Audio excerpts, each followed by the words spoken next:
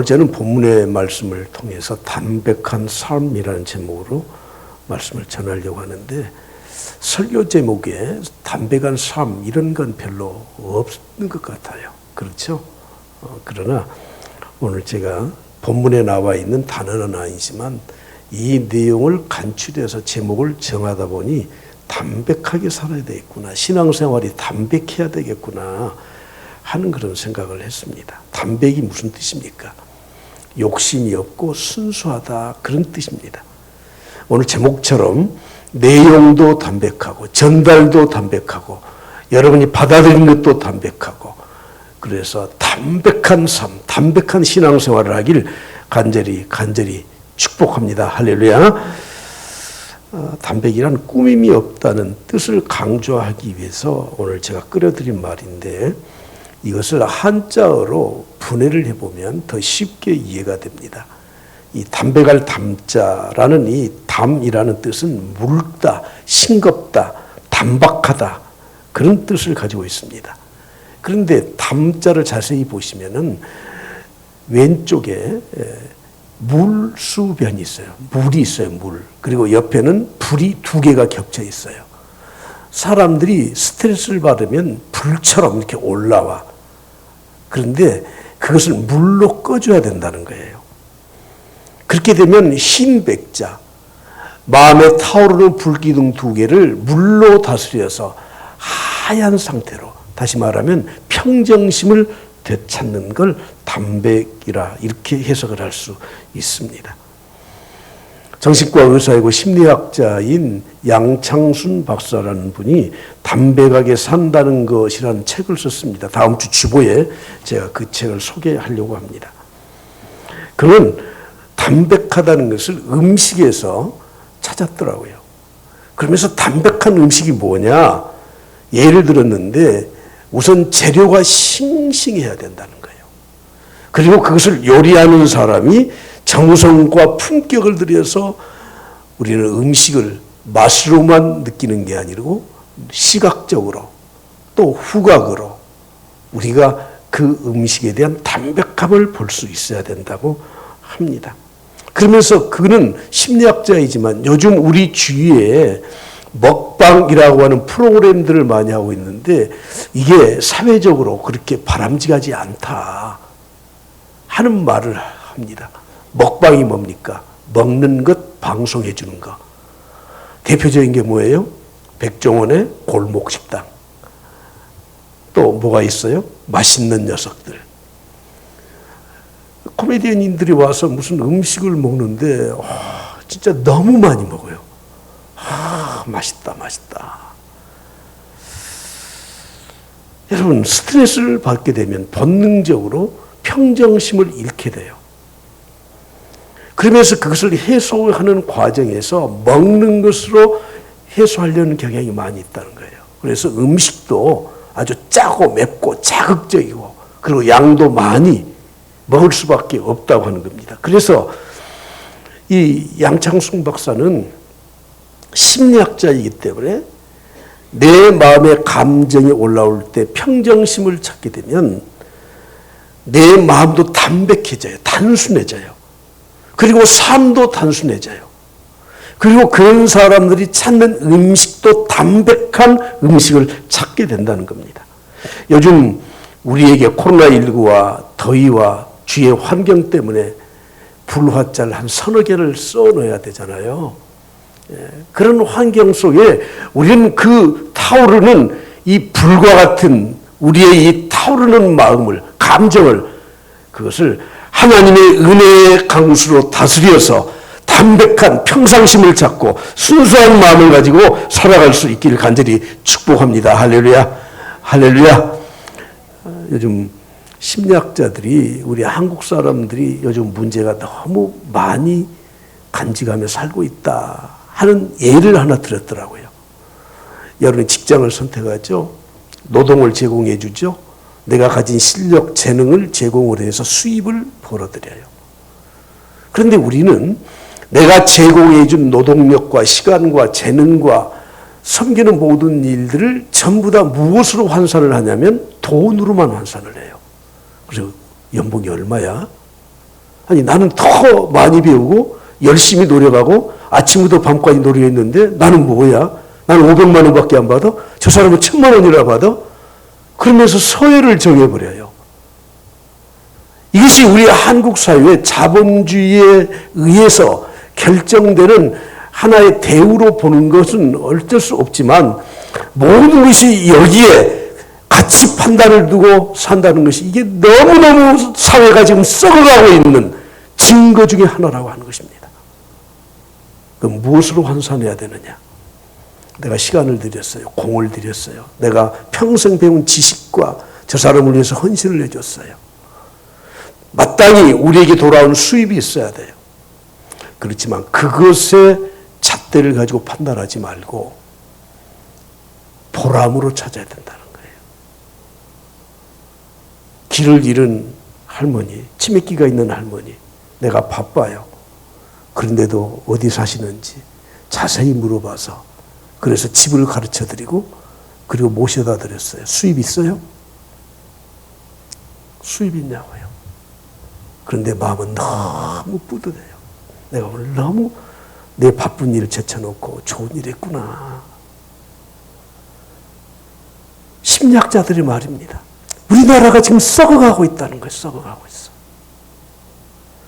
여러분, 내가 수고한 이 노력, 시간 들인 거, 공부했던 거, 정말 이것을 통해서 수입으로만 내 생애를 계산해서, 아유, 참 내 직장 형편없어. 내가 정말 이렇게 살아도 돼? 이런 생각하지 마시고 보람으로 내가 좋은 일 했어. 참 행복해. 이것이 우리의 기준이 되어야 된다는 것입니다. 여러분 이제 먹고 살 만큼 살지 않습니까? 제가 이제 점심때가 다 돼서 한의원 갔습니다. 한의원에서는 늦게 오면 굉장히 싫으라 그래요. 왜냐하면 핫팩도 해야지, 물리치료도 해야지, 침도 놔야지, 뭐 다 해야 되는데 그래서 제가 핫팩은 하지 말라 그래요. 그 사람들 점심 먹으러 가야 되니까. 근데 가니까 이제 환자들이 거의 없더라고요. 그리고 자기 부인 기다리는 남자들 2명이 TV를 보고 있어요. 어제 TV 뭘 했게요? 올림픽 했잖아요, 올림픽. 근데 이 두 사람이 그걸 보면서 이렇게 말을 하더라고. 저는 안산이라는 말이 자꾸 나와서 안산에서 뭐 일을 벌였나? 그래서 뭐 양궁이 안산 그쪽 경기도 안산 지역의 출신들인가 하고 제가 인터넷을 찾아봤더니 이 안산이라고 하는 이 여자 양궁 선수는 북구의 문산초등학교 출신이더라고요. 광주시 광주여대 양궁팀이더라고요. 우리 광주 출신이더라고요. 참. 근데 뭐라고 그런 줄 아세요? 금메달을 3개나 땄으니 얼마 받을까? 그래서 제가 그것도 찾아봤어요. 그랬더니 상금으로 받는 포상금이 1억 5,750만 원인가. 그리고 매달 금메달 3개를 땄더라도 100만 원씩 준대요. 그래서 평생 받을 수 있는 7억 5천이래요. 그 두 사람 이야기를 하다가 아이고 뭐 그것만 바꿨어. 뭐 또 더 막 들어오겠지. 그리고 또 얼굴도 이쁘더만. 나중에 모델로 하면 그거 뭐 몇 억만 벌겠어? 아니 세상에 여러분 올림픽 가서 금메달 딴 것하고 돈하고 뭐 이렇게 매치를 시킵니까? 우리 생각이 온통 이렇게 사고가 이렇게 됐으니 여러분 죄송하지만 썩어 있는 겁니다. 썩어 있는 거. 선물을 사왔어요. 이걸 어디서 사왔을까? 비아시장에서 사왔을까? 백화점에서 사왔을까? 뭐 메이크가 있네. 겁나게 비싸겠는데? 온통 우리는 모든 것을 돈으로 환산해서 가치 판단을 그 사람이 정성껏 정말 나를 사랑하는 마음은 어디 온데간데 없어버려요. 담백한 게 무엇입니까? 순수한 겁니다. 깨끗한 겁니다. 여러분 하나님이 인간을 창조하실 때 천하보다도 귀한 생명이라고 우리에게 하셨는데 말씀하셨는데 여러분 내가 좀 못 배웠다고 연봉이 좀 낮다고 내가 나이가 좀 들었다고 내가 그렇게 짜잔합니까? 사투리인가요? 짜잔하다. 하나님은 복잡하게 사는 걸 기뻐하지 않으십니다. 담백해야 됩니다. 깨끗해야 됩니다. 숨기는 것이 없어야 됩니다. 세상의 많은 것에 얽혀 살게 되면 담백한 삶을 살 수 없습니다. 복잡하게 사는 사람의 특징은 감추는 것이 많습니다. 요즘 대선 주자로 나오신 분들을 보십시오. 온통 그 사람이 10년, 20년, 30년 전에 썼던 글들, 그 사람이 썼던 논문들, 그리고 그 사람이 정치적 발언했던 거 어디서 그런 자료를 찾아놓고 나왔는지 다 밝히지 않습니까? 이번 주 제가 칼럼을 쓰면서 서론을 어떻게 써야 되지? 그러다가 이렇게 썼습니다. 진정으로 위대한 사람은 모든 일에 정당하고 자신의 완전한 정보 공개를 두려워하지 않는다. 자신의 완전한 정보 공개를 두려워하지 않는다. 이 사람이 위대한 사람이다. 하나님 앞에서 우리 모두는 정보가 다 공개된다. 그러므로 하나님이 인정한 사람이 그 사람이 위대한 사람이다. 이렇게 썼습니다. 기독교 초대 교회 사도행전에 나오는 아나니아와 삽비라라는 사람이 있었습니다. 그때 당시 자신의 재산을 팔아서 사도들의 발 앞에 내놓는 것은 참 귀한 일이었습니다. 여러분 어떻습니까? 여러분들이 아파트 팔아서 하나님 일에 쓰라고 내놓으실 분 여기서 몇 분이나 계십니까? 너무너무 귀한 일이에요. 가서 자기들의 밭을 팔았습니다. 그런데 생각해 보니 큰일 났어요. 이거 다 바치면 어떻게 살지? 그래서 반은 감추고 반은 갖다 바쳤습니다. 베드로가 묻습니다. 이게 전부 다요? 아유, 다죠. 성령과 하나님을 속여서 직사했습니다. 아내가 또 와요. 이게 전부 다요? 남편 죽은 줄도 몰라. 예, 전부 다죠. 두 사람 그 자리에서 다 죽었습니다. 차라리 처음에 자기의 밭을 다 판다고 말을 하지 않았으면 돼요. 그냥 형편껏 조금만 반만 팔겠습니다. 혹시 다 판다고 해서 팔았는데 아이고 참 내가 어떻게 하지? 그랬으면 다요? 아니요. 내가 팔아서 가져오려고 보니까 내 앞길이 막막해서 그냥 반만 가져왔습니다. 죄송합니다. 문제 없잖아요. 누가 그걸 트집잡아요? 그 안에 나오는 이 공명심, 영심, 교만한 마음, 거짓된 마음, 그것 때문에 좋은 일을 해놓고도 하나님 앞에 심판을 받는 게 아니에요. 요즘 마스크를 써버리니까 벗으면 이상해요. 지난번 제가 병원에 진료를 받으러 갔더니 원장님이 마스크를 벗고 계시더라고. 저 깜짝 놀랐어. 봤던 원장님 같긴 한데 아닌 것 같기도 해요. 그래서 얼른 내가 들어오니까 또 쓰시더라고. 진짜 이제 그 양반 맞아요.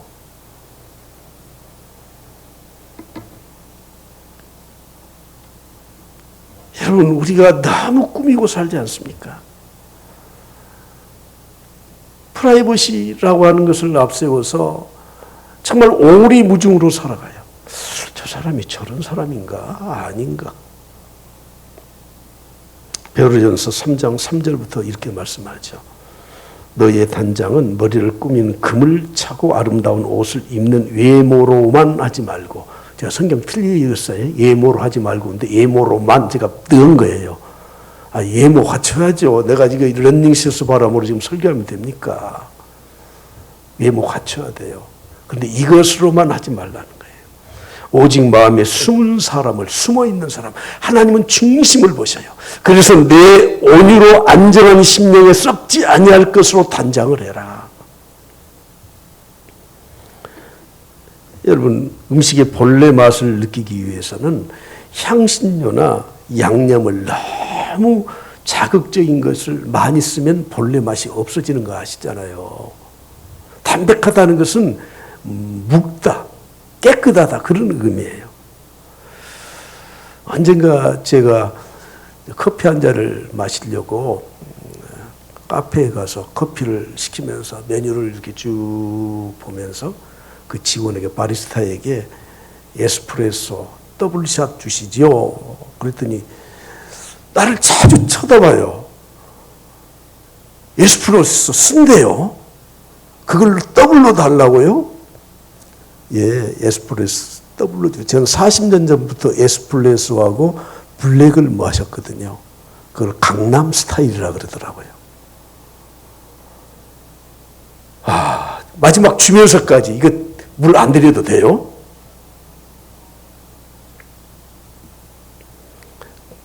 커피에 설탕을 너무 많이 넣으면 쓴맛을 상쇄시킬 수는 있지만 커피 맛을 제대로 못 느껴요. 커피의 맛을 내기 위해서 국산 참깨로 참기름을 짜서 거기에다가 탁 부어서 마시면 커피 맛이 독특하고 좋겠죠? 거기다 고춧가루 넣으면 더 맛있겠죠? 몽골에 선교 갔을 때 선교사님이 양을 잡으셨더라고요. 양 한 마리를 우리 보는 데서 그 양 잡는 것을 또 시범을 이렇게 보여주시더라고요. 양고기를 가져왔는데 사람들이 모두가 다 냄새나서 못 먹는데 그래서 내가 그랬어요. 아니 양이 양고기 냄새가 나야지. 그러면 뭐 쇠고기 소고기 냄새 나라고요? 그 사람들은 전혀 문제가 아니에요. 양고기 냄새 때문에 양고기를 먹는 거예요. 마늘 냄새 나서 마늘을 못 먹겠대요. 마늘 냄새가 나야지. 식당에 가면 성도들이 가끔 내한테 목사님 그 고추 매워요? 안 매워요? 아니 저는 원래 매운 것을 잘 먹는 사람이 아니지만 캡사신이 있어서 그게 뭐 어쩐다 그래 제가 고추를 일부러 많이 매운 것도 먹거든요. 참고 먹지 내가 그냥 먹겠어요. 근데 왜 물어봐요? 고추가 매워야지. 참 속상할 일이야. 하나님은 천지를 창조하시고 우리에게 각각의 다 다른 독특한 개성을 주시고 특색을 주셨는데 우리는 그것을 무시하고 담백하게 살려고 하지 않아. 담백하게 산다는 말은 생긴 대로 산다 그 말이에요.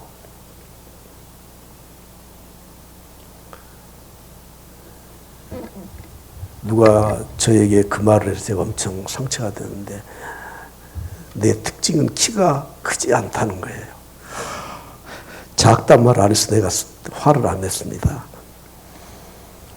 근데 나보다 키 작은 사람도 꽤나 있더라고요, 남자들 중에. 근데 보니까 그분들이 공통적으로 키높이 신발을 신더라고. 그리고 제 후배가, 농협 지점장한 후배가, 형, 이 신발을 신으면 그래도 키가 좀 커 보여. 그래서 제가 그 키높이 신발을 일부러 하나 사서 신었더니 너무 불편해서 그거 버려버렸어요. 그냥 조금 작으면 작은 대로 살고. 저는 담백한 삶을 살기 위해서 두 가지가 필요하다고 생각합니다. 첫째는 거절할 줄 알아야 된다는 것입니다. 내가 올바르게 하나님이 주신 은혜로 살기 위해서는 거절할 줄 알아야 돼. 근데 오늘 본문 말씀에 보면 하나님 앞에서 담백하게 순수하게 살지 못하는 이유 가운데 가장 큰 것이 돈 때문이라는 거예요. 돈 때문에. 그러니까 돈에 대해서 거절할 줄 알아라 그런 뜻이에요. 제가 오늘 아침에 9시 예배 드리고 가서 핸드폰을 이렇게 보니까 문자가 왔어요. 잘 연락도 하지 않는 친구예요. 요즘 폭염 때문에 수고 많지. 이 목사 목회 참 힘들지. 이유 불문하고 계좌번호 하나 보내줘. 누가 돈 준다네? 그래서 내가 이제 그 정보를 어떻게 빼서 하는 줄 알고 일부러 제가 핸드폰으로 못 했어요. 그리고 교회 전화로, 내 방 전화로 했더니 전화를 받아요. 근데 그 친구예요. 왜? 아니, 그냥 내가 미리 문자를 보냈거든요. 고맙네만 그것으로 끝. 자, 여쭤볼게요. 세상에 공짜 있어요? 공짜 있어요? 저는 거기에 돈 10만 원, 20만 원 얼마 될지 모르지만 100만 원 받으면 올가미에 걸려드는 겁니다. 지금 같은 세상에 이유도 없이 내한테 무슨 돈을 준다고요? 그 친구 나하고 친한 친구도 아니고 내한테 빚진 것도 없어. 사람들이 돈 버는 재미가 세상에서 최고래요, 최고. 그래서 제가 돈에 대해서 좀 찾아보니까 유대인들이 지독히 돈을 좋아하더라고요. 그래서 탈무드에도 돈에 대한 수많은 교훈이 있는데 제가 몇 가지 읽어드릴게요. 성경은 빛을 주지만 돈은 온기를 준다. 따뜻함을 준다. 몸은 마음을 의지하고 마음은 돈을 의지한다. 돈으로 열리지 않는 문은 없다. 돈으로 행복을 살 수는 없지만 행복을 불러올 수는 있다. 인간이 동물과 다른 점은 돈 걱정을 하는 것이다. 랍비가 길가에서 설교하는 것보다 10불을 주는 사람이 더 인기가 있다. 부자가 되는 길이 있다.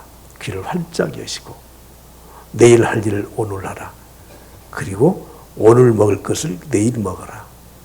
이해되셨어요? 돈의 위력은 엄청납니다. 돈으로 하지 못할 일 딱 한 가지가 있어요. 하나님만 하실 수 있는 일은 못해. 그러나 세상에서 돈으로 할 수 없는 일은 없다고 말을 합니다. 그래서 이런 말이 있습니다. 명의는 가난한 사람만 못 고치고 다 고친다. 유대사에 존경받는 영적 지도자가 바리새인들이에요. 그런데 예수님은 그들을 가리켜서 직격탄을 날렸어요. 바리새인들을 돈을 좋아하는 자들이다. 여러분, 영적인 일에 자부심을 가지고 살아야 될 사람들 아닙니까? 그러나 그들은 영적인 일에 관심 없어요. 어떤 사람이 벼락부자가 됐대요. 돈벼락을 맞았죠. 뭐 몇 억인지 몇 천억인지는 모르겠어. 아무튼 벼락부자가 됐는데, 근데 벼락부자가 된 다음에 자기 자신을 알았대요. 내가 이런 사람이구나 하는 것을 그때 느꼈다는 거예요. 세 가지. 첫째, 그렇게 자기가 인기가 많은 사람인 줄 그때 알았대요. 옛날에는 자기가 찾아가도 문도 안 열어주고 전화해도 받지도 않는 사람이 벼락부자가 되니까 그냥 부동산업자도 찾아오고 영업사원도 찾아오고 권력 가진 사람도 찾아오고 전문가도 찾아오고 그렇게 인기가 많대요. 야, 내가 이렇게 인기가 많았나? 두 번째, 그렇게 유머가 많은 사람인 줄 그때 알았대요. 사람들에게 어떤 말을 해도 사람들이 막 박장대소를 하면서 막 웃어주는데, 와, 내가 이렇게 유머가 많은 사람인 줄 그때 알았다는 거예요. 세 번째로, 자기가 하는 일이 100% 옳은 말만 한다는 것을 그때 알았대요. 어떤 말을 해도 누가 반대하는 사람이 없는 거예요. 아, 지나가시죠? 맞죠? 그냥 와서 굽실거리면서, 자기가 뭐 이런저런 말, 별의별 말, 어제 했던 말 바꿔서 말을 해도, 그거 맞죠? 그러더래요. 그 세 가지를 느꼈다는 거죠. 돈의 이력은 엄청난 겁니다. 그래서 성경은 돈에 대해서 거절할 줄 알아라. 그래야 담백한 삶을 살 수 있다. 순수한 삶을 살 수 있다고 말씀합니다. 디모데후서 6장 9절부터 10절을 보십시오. 부하려 하는 자들은 시험과 올무와 여러 가지 어리석고 해로운 욕심에 떨어진다. 부하려고 하지 마라. 곧 사람으로 파멸과 멸망에 빠지게 한 것이라고 말씀합니다. 돈을 사랑하며 일만하게 뿌리가 되는 이것을 탐내는 자들은 미혹을 받아 믿음에서 떠나요. 교회에서 떠나요. 하나님을 떠나요. 그리고 그 근심으로서 자기를 결국은 찌르게 될 것이라고 말씀을 하고 있습니다. 순수한 삶을 살기 위해서는 거절할 줄 알아야 됩니다. 무엇에 대해서 거절해요? 돈에 대해서. 주님은 말씀하십니다. 하나님과 재물을 겸하여 섬길 수 없다. 겸해서 섬길 수 없어요. 모세는 바로의 왕자로서 거절을 했지 않습니까? 히브리서 14장 24절 25절을 보십시오. 믿음으로 모세는 장성하여 바로의 공주의 아들이라 칭함 받기를 거절했습니다. 도리어 하나님의 백성과 함께 고난 받기를 잠시 죄악의 낙을 누리는 것보다 더 좋아했다고 말씀을 하고 있습니다. 여러분, 내 삶의 순수함을 빼앗아가는 것들이 있다고 하면 여러분이 거절하실 줄 알아야 돼요. 가장 대표적인 게 돈이라고 성경은 말씀을 하고 있습니다. 거절하기 위해서는 내 삶의 목적을 분명히 해야 돼요. 분명히. 우리 그리스도인의 삶의 목적이 무엇이죠? 따라서 합시다. 하나님의 영광을 위하여. 하나님의 영광을 위하여. 자, 브라보 한번 할까요? 자, 하나님의 영광을 위하여. 위하여. 하나님의 영광에 반대되는 것이 있으면 그냥 거절해라. 거절해. 그거 필요 없는 것이다. 거절해라. 돈 벌기 위해서 삽니까? 살기 위해서 돈을 봅니까? 먹기 위해서 삽니까? 살기 위해서 먹습니까? 뭐 비슷비슷하긴 하죠. 내가 생존을 위해서 돈을 버는 것이고 내가 생존을 위해서 먹는 거예요. 죽이기 전도되면 안 돼요. 주님은 말씀하셨습니다. 내가 너희에게 이르노니 목숨을 위하여 무엇을 먹을까 무엇을 마실까 몸을 위하여 무엇을 입을까 염려하지 말라. 목숨이 음식보다 중요하지 아니하며 몸이 의복보다 중요하지 아니하냐. 몸이 중요하다. 목숨이 더 중요하다. 여기서 목숨은 생명이고 이 생명은 육신의 생명뿐만 말씀하는 것이 아니라 우리의 영혼의 생명을 말씀하는 겁니다. 그래서 주님은 말씀하십니다. 너희의 몸은 죽여도 영혼은 죽이지 못하는 자들 두려워하지 말라. 너희들이 몸과 영혼을 지옥불에 던지는 하나님을 더 두려워해라고 말씀을 합니다. 거절할 줄 알아야 돼요. 이제 나이가 드니까 옛날 생각이 조금 나는데 부모님 생각이 그렇게 나요. 제가 제 아버지한테 진짜 호되게 야단 맞은 적이 한 번 있습니다. 초등학교 고학년이었던 것 같아.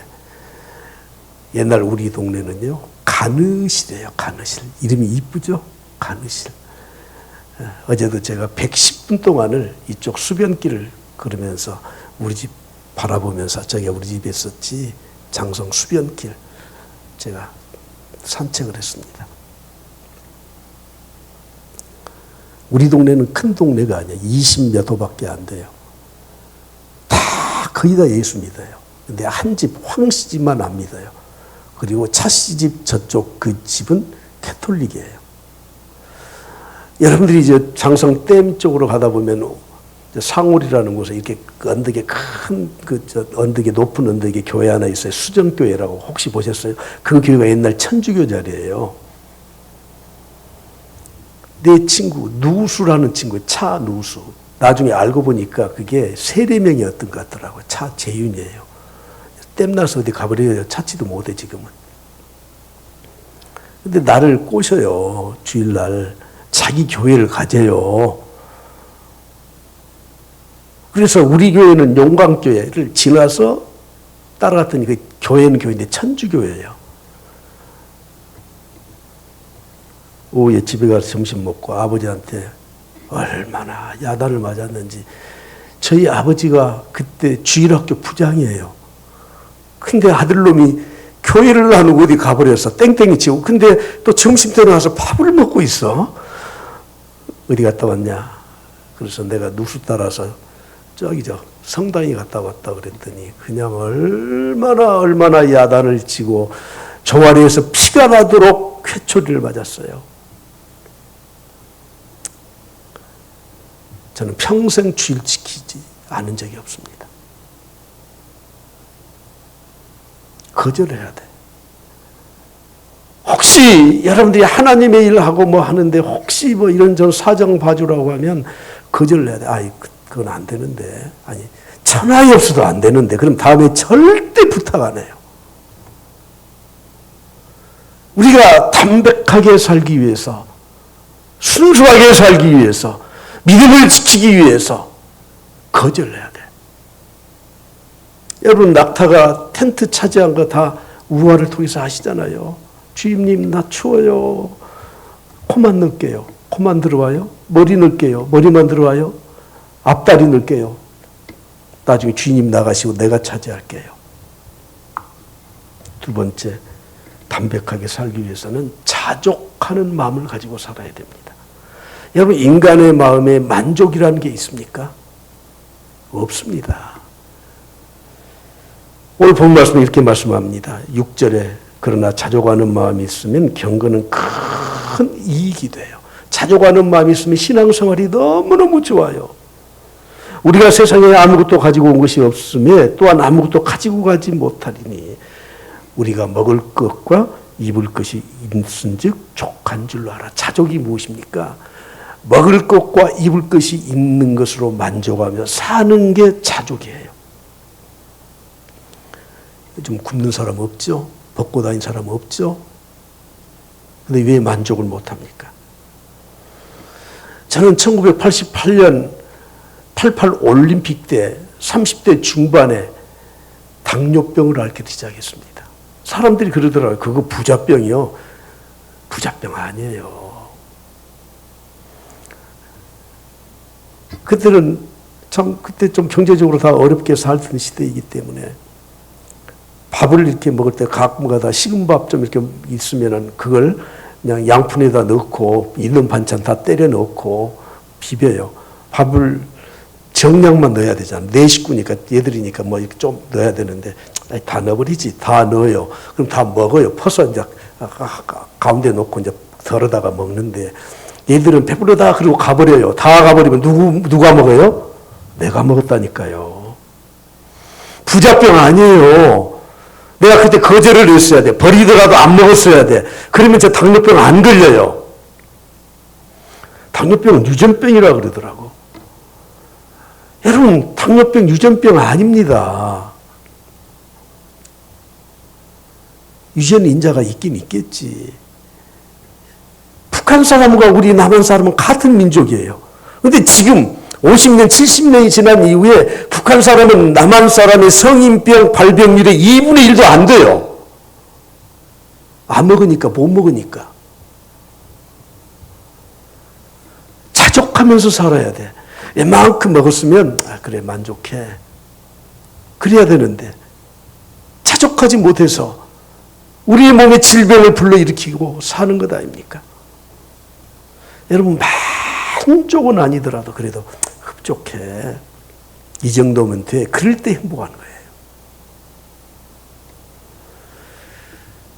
그럴 때 하나님은 더 많은 것을 주시고 그리고 그걸 누릴 수 있도록 하나님이 우리 인생을 인도하시는 것입니다.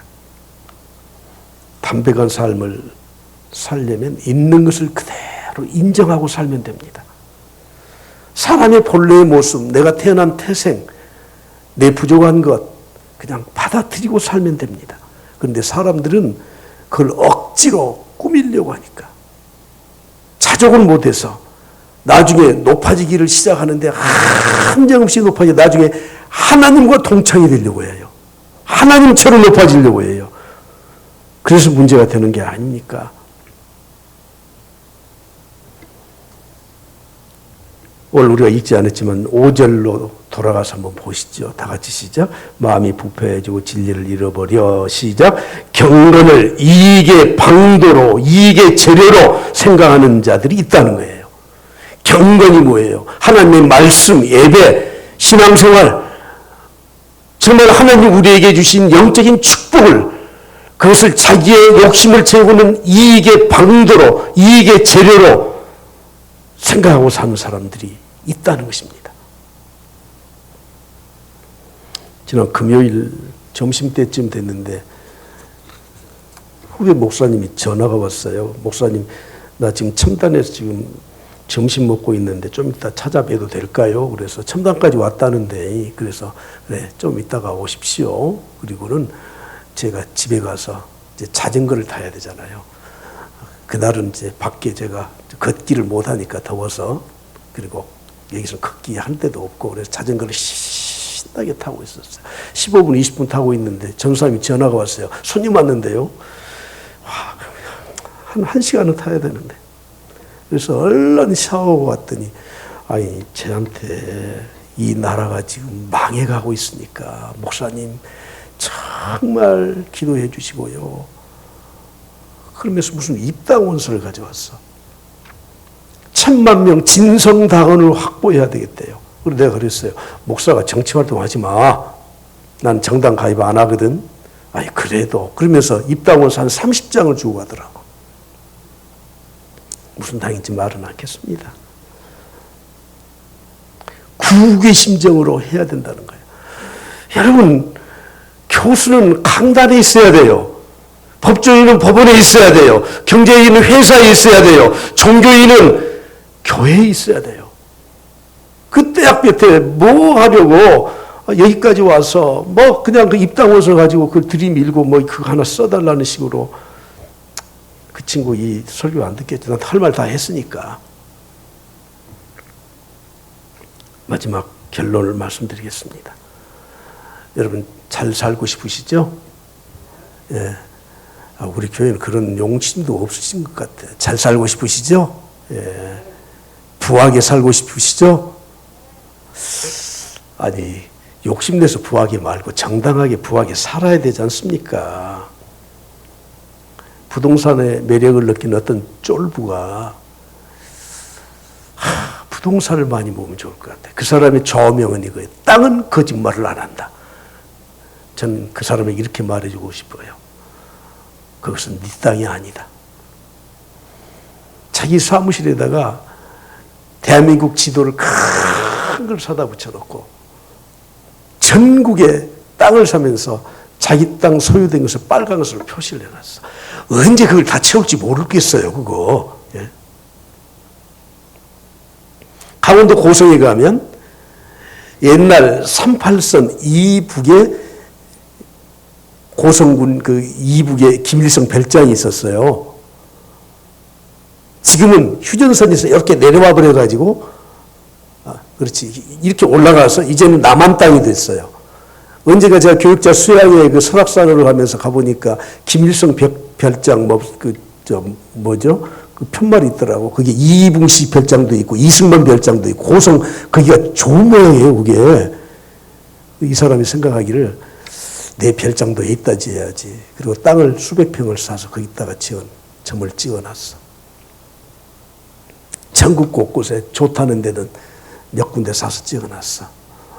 여러분, 그걸 쳐다보면서 마음이 흐뭇할까요? 아니요. 부산에도 있어야 되고, 광주에도 있어야 되고, 전국 8도 220개 지방자치단체 다 있어도 만족할까요? 사람들이 묘수를 갖고 있는 사람을 요즘은 말을 많이 지어내더라고요. 신의 한 수, 신의 한 수, 신의 한 수. 오늘 제가 신의 한 수를 가르쳐 드리려고 해요. 신의 한 수. 신이 뭐죠? 하나님의 한 수. 하나님이 우리에게 살 수 있는 담백하게, 순수하게, 복된 삶을 살 수 있는, 잘 살 수 있는 신의 한 수 가르쳐 드릴게요. 마태복음 5장 3절에 다 같이 시작. 심령이 가난한 자는 복이 있나니 천국이 그들의 것이며 심령이 가난해라. 그러면 강원도 고성 땅이 문제가 아니에요. 제가 지구의 땅 면적이 얼마나 되는지, 지구의 땅덩어리의 면적이 얼마가 되는지, 지구의 3분의 1이 땅이라고 하잖아요. 바다가 3분의 2고 보니까 지구 전체 면적이 1억 4,900만 제곱킬로미터더라고.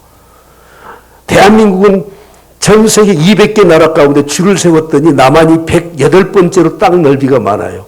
근데 제가 이걸 정확히 환산을 다 못했는데요. 제곱킬로미터하고 제곱미터하고 환산을 좀 헷갈리더라고요. 보니까 남한 땅덩어리가요, 전 세계 지구의 땅덩어리에 1만 4천분의 1 정도 되더라고.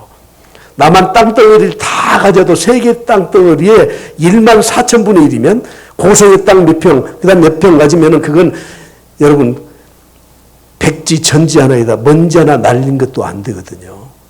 근데 우리는 마음이 가난하고 신의 한 수, 하나님이 가르쳐준 삶을 살게 되면 광활한 우주와 비길 데 없는 천국이 우리 것인데, 오늘 설교 패려버렸네요. 오늘 여러분 담백하게 좀 삽시다. 하나님 말씀대로 한번 삽시다. 자, 새끼손가락 내봐. 하나님과 약속 한번 해. 하나님 말씀대로 한번 살아보겠습니다. 왜 인간적인 욕심 가지고 그렇게 살다 고생만 하다가 세상을 떠나야 됩니까? 이런 은혜가 불과 같이 불화자가 확 쏟아지는데 생명의 강수에 하나님의 말씀으로 그걸 가라앉히고 담백하게 순수하게 믿음으로 승리할 수 있는 성도들이 될 수 있기를 간절히 축복합니다.